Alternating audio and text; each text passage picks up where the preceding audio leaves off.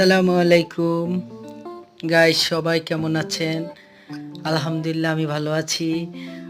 আপনাদের কাছে আমার ছাদ খামারের ভিডিও নিয়ে আসলাম নতুন করে। কেমন হয়েছে সবাই বলবেন এবং সবাই আমার জন্য দোয়া করবেন। আমার ছাদ খামার যেন অনেক বড় হয় এবং আমার ছাদ খামারে অনেক বড় বড় মুরগি অসুস্থ হয়ে মারা গেছে। সবাই দোয়া করবেন যেন সুস্থ হয়।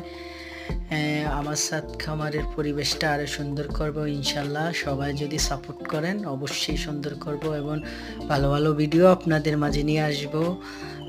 ছাদ খামার আমাদের ছাদের থেকে আপনার এখানে অনেক ধরনের সবজি গাছ আছে। এর ভিতরে আপনার বিশেষ করে মরিচ গাছ, আনারস গাছ এবং ড্রাগন ফল গাছ এবং কি আড়মা গাছ। এই যে দেখেন আড়মা কি ভালো, এগুলা খাইতে অনেক সুস্বাদু। তবে এটা আমাদের গাছ না, এটা আমাদের বাড়ির রবিউলদের গাছ। মাঝে মাঝে আমাদের মন চাইলে আমরা খাই ইনশাল্লাহ। সবার আড়মার ভর্তা খাওয়ার জন্য সবার দাওয়াত রইল, অবশ্যই আসবেন আমাদের বাড়িতে, আড়মা খেয়ে যাবেন।